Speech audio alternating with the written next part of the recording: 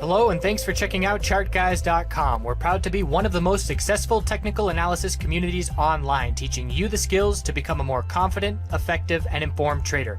Join our community of hundreds of analysts worldwide working together to learn the charts, generate profit, and achieve financial independence. For access to daily live chart analysis and market coverage, a thriving chat community, along with dozens of hours of exclusive educational materials. We look forward to seeing you. Let's check out some charts.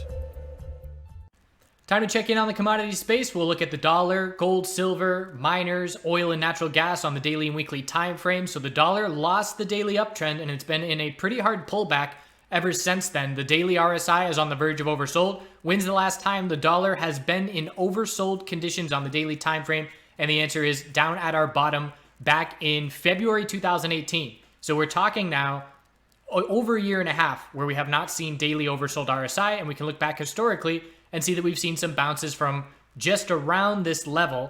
So we would expect a short-term bounce as we start next week. But a couple changes have taken place. The weekly time frame has lost the uptrend. 97.86 was our higher low that has broken. So we zoom out to the monthly chart. The monthly uptrend is still intact, and it has been ever since that low of February 2018, the last time the daily RSI was oversold. Anything above 95.84 is a monthly higher low. So the monthly uptrend is still intact at this point. Losing that for the first time in that long will be notable. And one thing that is standing out here is that the gold and silver bulls are not seeing as much upside action as they would like to see. And what I mean by that is normally when you see that kind of weakness in the dollar, the inverse relationship with the commodity space sees a boost in commodities. Meanwhile, still trading sideways where you wouldn't have any idea that the dollar was weak if you just look at gold. Gold, the last 5-6 trading days, the last 5 trading days are within the trading day from 6 days ago. And again, you look at the dollar during that period in time, and it's been a very significant pullback. So if I were a gold bull, right now I'm in no position aside from the fact that I did just purchase some physical silver end of last week, which I store in a third-party location in a safe, just in case, long-term investment. But what we're looking at is the non-reaction from these bulls. So if I were in a position, a trading position, I would be a little bit concerned about that. Again, as I've been saying for quite some time now, I don't care what gold is doing as long as we're within this range, because the short-term time frames are not clear to me as long as we are within this range. So sideways trading, still right in the middle of it, 1520 and 1456, or 59, I should say, is our range. And until we get a break of that level, we're not going to see a whole bunch of clarity. If the bulls can break that 1520 resistance, the odds that our monthly high or low has been set will increase a good bit. And again, that's one of the reasons why I did purchase some physical silver, because the monthly consolidation is just fine and healthy for bulls at this point. If we were to break the support level, then we zoom out, still looking for a monthly high or low, absolutely, but it's a shift from likely continuation, which is where we stand right now, if that's the low of our consolidation. And if we break to lower lows, then that would then shift it to likely equilibrium and tightening range. So that low of 1459, bulls certainly want to hold that to keep this a potential monthly bull flag at the moment. So silver also sideways on the daily time frame. The range that we're watching here is 1688 support, and resistance is up at 1794. Patiently waiting for a break of that range, and it's the same thing. We're looking for that monthly higher low to form. It's less likely that silver is seeing continuation here in terms of this consolidation, and the reason I say that is we need 12% for continuation on silver, and the gold bulls need a lot less than that. Gold bulls only need about 4.5% to see continuation. So there's a difference in that regard, but as far as the sideways daily range, similar, just patiently waiting for some more clarity. So the setup that I like in these miners is a potential falling wedge. And this is going to be, we're going to look at the senior miners and the junior miners, GDX, GDXJ, and why I look for a falling wedge. If patterns don't jump out at you at this point, and they will over time if you continue to look at them, and if you see falling wedges play out 100 times, you're going to be a lot more comfortable than the first 10 times you look at them. But the setup that tells me to look for wedges is breaks with no follow through, whether it's a resistance break or a support break with no follow through. So 2660 breaking and then straight into a bounce, and then 26.51 breaking straight into a bounce shows me keep an eye out for a falling wedge, because this shows us bear exhaustion. The bears are not getting much follow through on these pullbacks, and the bulls are buying these dips. So this is a falling wedge on the daily time frame that has my attention, and it's entirely possible we stay within this falling wedge for a bit longer. We could reject from this resistance and then pull back for another higher low attempt. And keeping in mind that 10/30, October 30th, we have the FOMC reaction, and it's entirely possible we stay within this tightening range until that reaction takes place. So if we see gold and silver break their sideways range bullish, we will likely see a bull break of this falling wedge pattern, keeping in mind that we are looking for the miners to give us monthly higher lows on this consolidation as well.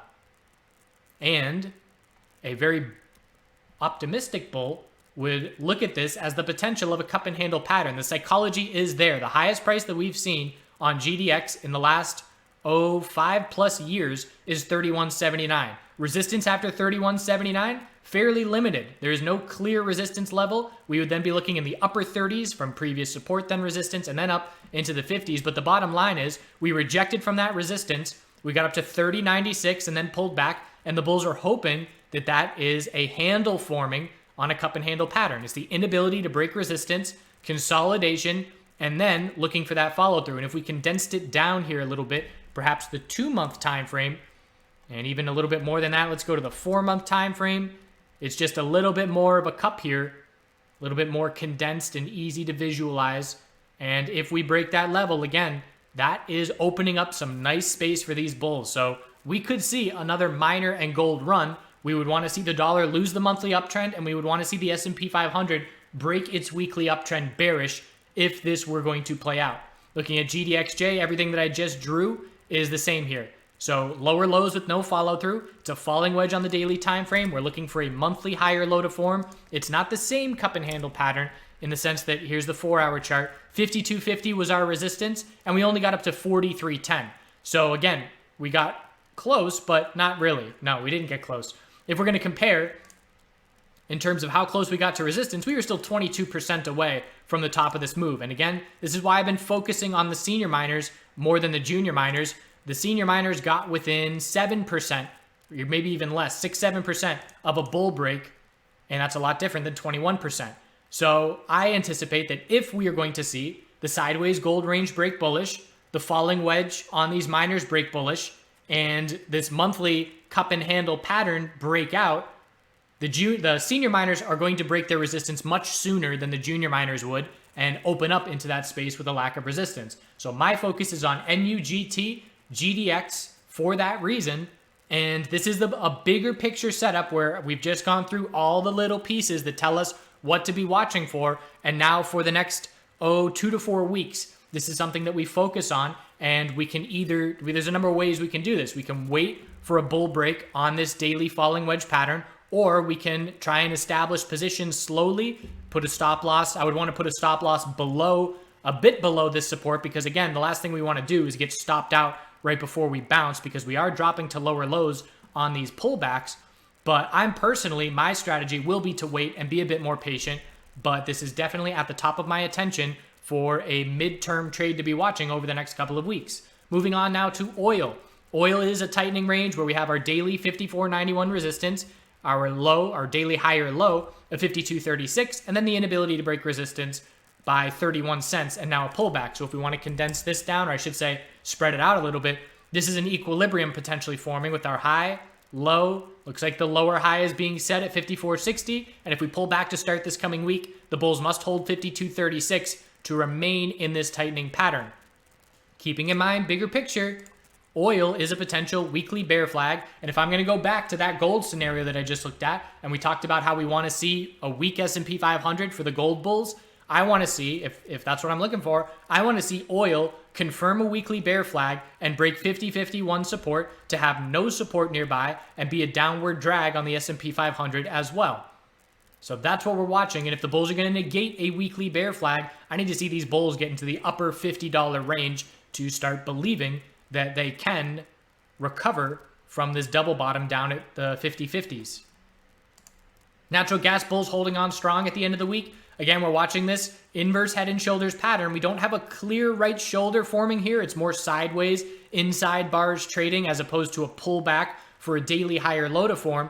But if this bull break takes place, perhaps Sunday night, perhaps first thing this coming week, and we get over 2384, it is then extremely convincing that our weekly higher low has been established, and we will then look for a weekly lower high compared to 2708, which was our recent top, and we will look for a tightening range on this weekly time frame to take place. We would look for something along these lines, unless we were to see huge bull volume and a very convincing move over the next week or two. So it's all about 2384 as we head into this coming week. And if we were to see a loss of this 4-hour support here, 272, make that 2272 and 2284. If these two levels were to break, then we would say daily right shoulder is forming, inverse head and shoulders pattern, still the setup to be watching. So the bears would have to come out swinging first thing this week to make that the setup. Otherwise, we're going to test that 2384 resistance. So that's where we stand overall. Again, focus on gold for all those reasons. Establish your trade game plan. How are you going to play it if it does end up seeing those things piece by piece fall in line for this trade setup? And we will cover it throughout this coming week. I appreciate you watching. Hope you have a good rest of your weekend, and we'll see you soon.